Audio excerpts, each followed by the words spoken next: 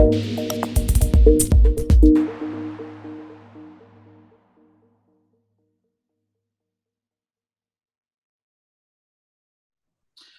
back, Dr. Nancy and author and entrepreneur Gloria. This is one of my favorite questions, and just go back to, I think, right at the beginning of our initial video, I think, Nancy, you mentioned about lifting people up, obviously, and one of my influencers was my grandfather, who came from Kiev, and when I was younger, he took me for walks to the park, and long story short, I said, how do you, Zeta, we called him Zeta, I said, Zeta, how do you know all these people? He said, I don't know any of them, but when I smile at them, they smile back.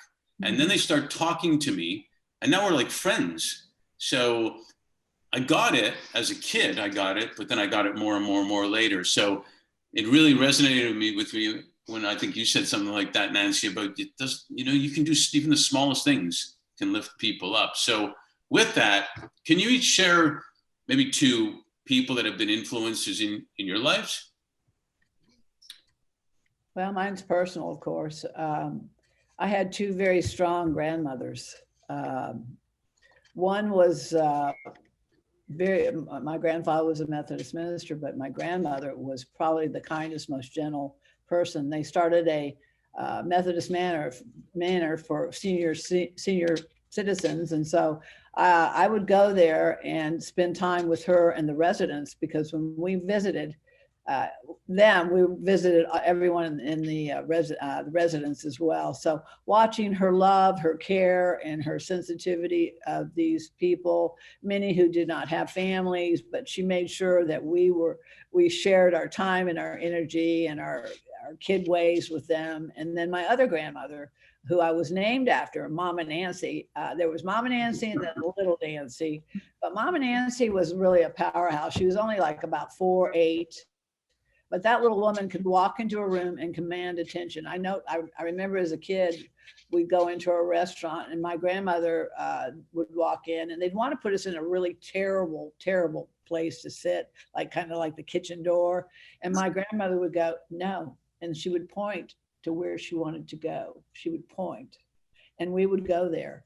So I had two grandmothers who influenced me in ways. One, also, they were both business women. My grandmother, Mama Nancy, basically ran a jewelry company. And, so I watched her do the business and the command, that power too. And I watched my other grandmother use her power of kindness and sharing and her gentle touch of helping. Yeah, my grandmother that was married to that grandfather was, I think, the 4'8" also, and she ran the whole show, and he knew it too. Gloria? I say here's to grandparents personally. Yeah. But I will say that my maternal grandmother was actually probably one of the most influential people for me, but there are two other people that I'm going to tell you about, since Nancy focused on her grandmothers. One was my father. And in a time when it was unusual, my father would say to me, you can do anything your pretty little head desires. A little bit sexist in it, right? But for a man, in that era, that was pretty advanced. And yeah, he would do things like, and I didn't realize this until much later, but he would say things like, she who asks gets. In other words, he would make sure to use the female pronoun in his advice and, sayings that everybody knows, but he would insert the female pronoun and he bought, I think, 12 dozen Girl Scout boxes of Girl Scout cookies, things like that. He was like, he was going to make sure that I always had, and made sure that I had a lot of experiences in life that girls didn't often have. He would take me on trips. He would talk to me. So that was very important. The other story, and Nancy's probably heard this one, but I had my first boss was a retired, very crusty journalist named Mildred. And she was really hard for most people to get along with.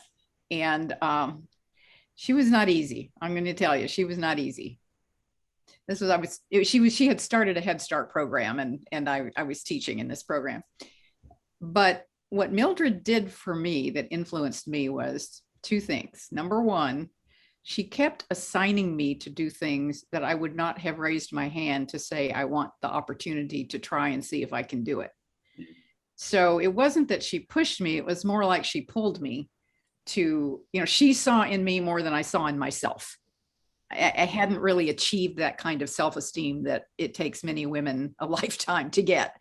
And that she saw that I could do things. And so she would give me these assignments. But the more important thing that she did is that when I left my job at Head Start, it was to go finish my degree.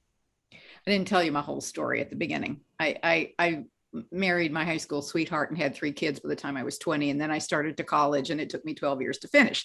So at one point, the University of Texas finally opened a branch in Odessa, Texas, and I was able to go finish my degree. So I quit my job at Head Start so that I could actually finish my bachelor's degree with the intention of being a high school social studies teacher for the rest of my life. That didn't ever happen because the summer that I was finishing my degree, I heard that Mildred was in the hospital and she was terminally ill.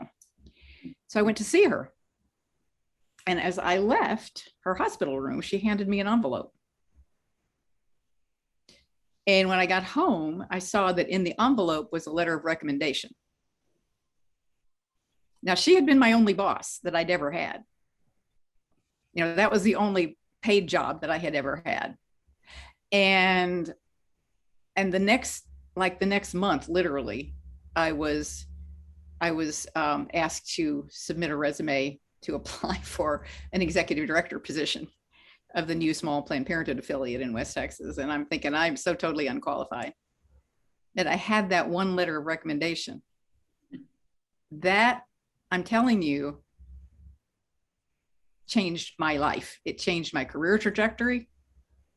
It was the thing that resulted in my having a 30-year career, ending as the national president of, a very complex, large organization, and being able to do the things I'm doing now with Take the Lead. That rest of that life would never have happened. I would still be a high school social studies teacher, which is not a bad thing. It's a good thing.